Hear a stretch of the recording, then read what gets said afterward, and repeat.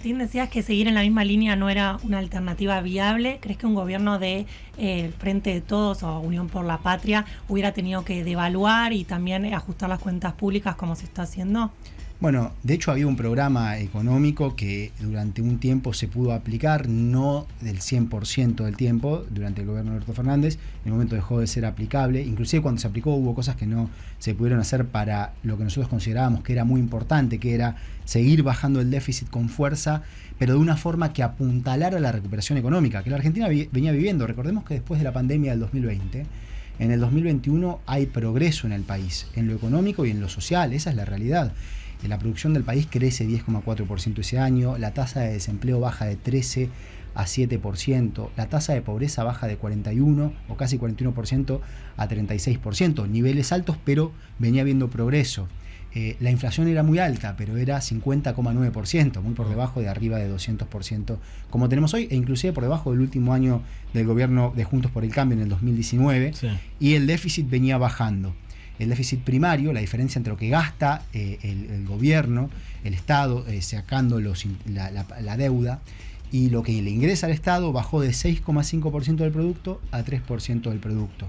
Creo que hubo acciones que no se llevaron a cabo en ese año que hubieran ayudado a estabilizar con más fuerza, como por ejemplo reducir los subsidios a la energía, con un carácter progresivo. Después esto se hizo ya durante la gestión del ministro Massa. Sí se pudo hacer esta segmentación que nosotros desde la gestión habíamos planteado, no hubo ningún problema con hacerla, pero sí que hubo situaciones en las cuales se dio lugar a que las reservas netas del país terminen en nivel negativo en el 2023 y que la reducción del déficit fiscal se vaya revirtiendo. Ojo que también no es solo un tema de políticas económicas, que las hay y que tienen responsabilidad. También hubo una sequía en la Argentina. No hay que olvidarse de eso, que fue un impacto muy fuerte para la economía del país. Pero la situación con la que asume el gobierno actual es tal que sí, había que reducir el déficit fiscal y había que atacar los problemas externos.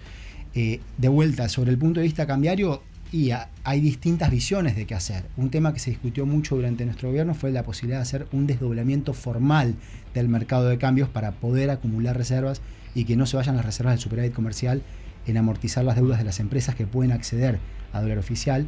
Y desde el punto de vista fiscal, el programa establecía una reducción del déficit, pero a una velocidad menor que la que está planteando el gobierno actual.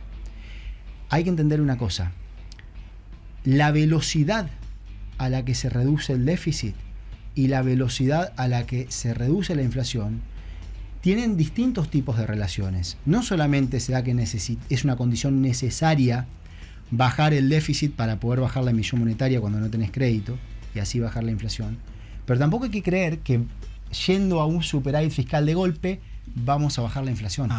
Eso tampoco.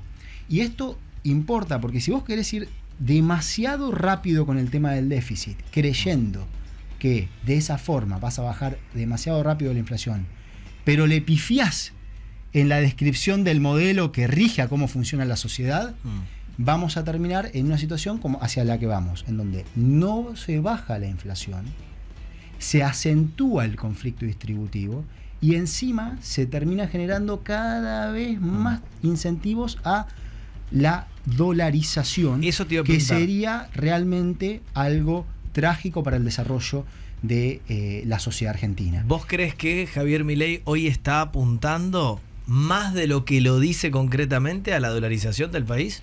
Bueno, así como hay cosas que se dijeron y no se están cumpliendo, como la idea de que el ajuste lo paga la casta, después podemos hablar de qué quiere decir, en qué medida el ajuste lo puede pagar la casta y qué quiere decir eso. Es un tema importante para hablar. Así como se dijeron cosas que no se están haciendo, también se anunció en campaña que la idea era dolarizar. Y esto yo lo he estado hablando en los últimos días. Yo creo que sí, lo que se está haciendo es preparar el terreno para esa situación.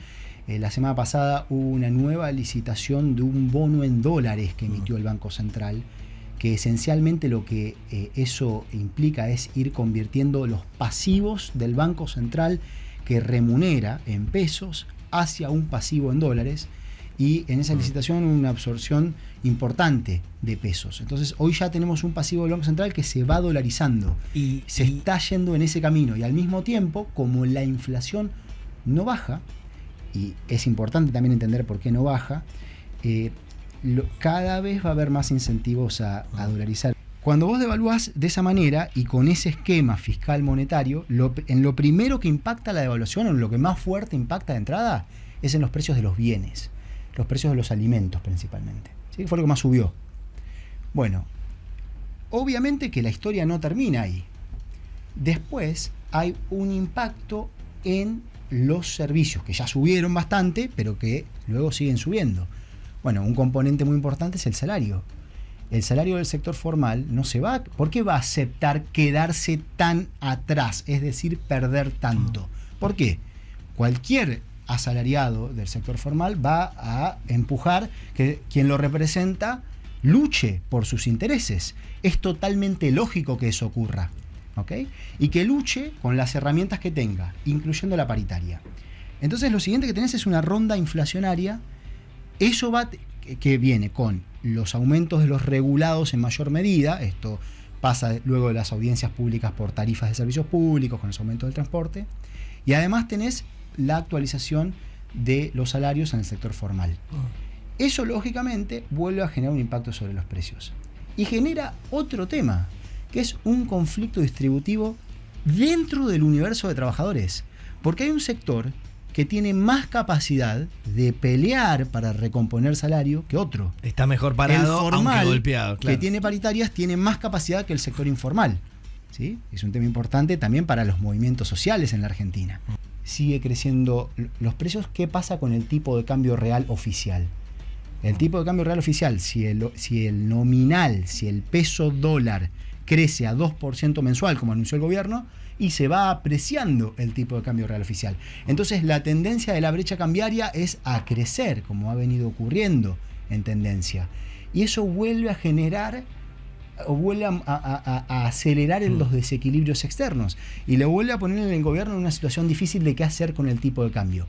Entonces vuelve a haber incentivos a no respetar el 2% mensual, otra ronda de inflación.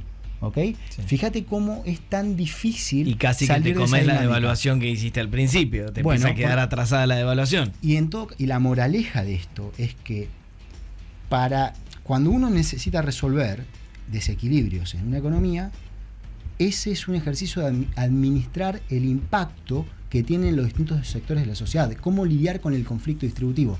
Y si se quiere imponer una solución, en lugar de construir políticamente una solución, lo que termina ocurriendo es que esa solución no se sostiene. En la Argentina, lo que esto quiere decir es que si no se resuelve de una forma estable el conflicto distributivo, entonces no se puede bajar la inflación.